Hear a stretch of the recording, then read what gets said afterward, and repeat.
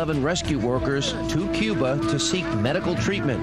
But in this new video that Hannity and Combs obtained from inside Cuban hospitals, we are seeing a much different story.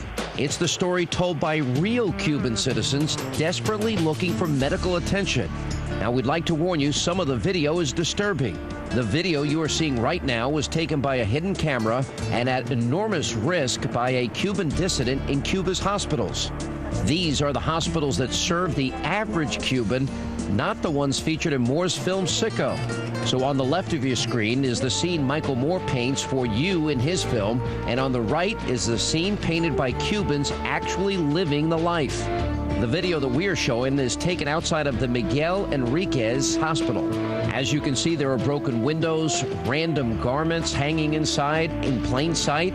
You can see filthy conditions in the bathrooms, as well as dangerous obstacles, such as wood laid over the floor holes so that people won't fall through.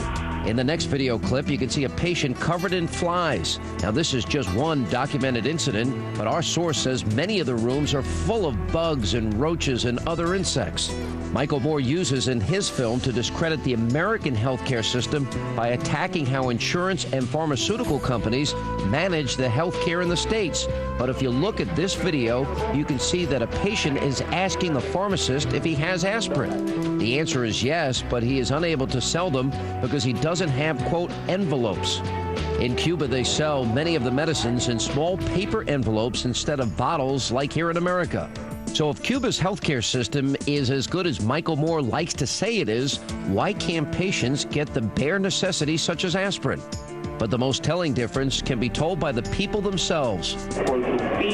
Hay problemas con el agua, los baños están sucios, cuando los pacientes ingresan deben de proveerse desde la comida, el agua muchas veces. En Cuba no hay medicamentos para este tipo de accidentes vasculares y problemas de circulación cerebral, gracias a mi familia en Puerto Rico, que con mucho sacrificio. So you've seen it for yourself, the other side of the Cuban healthcare system that Michael Moore didn't care to show you.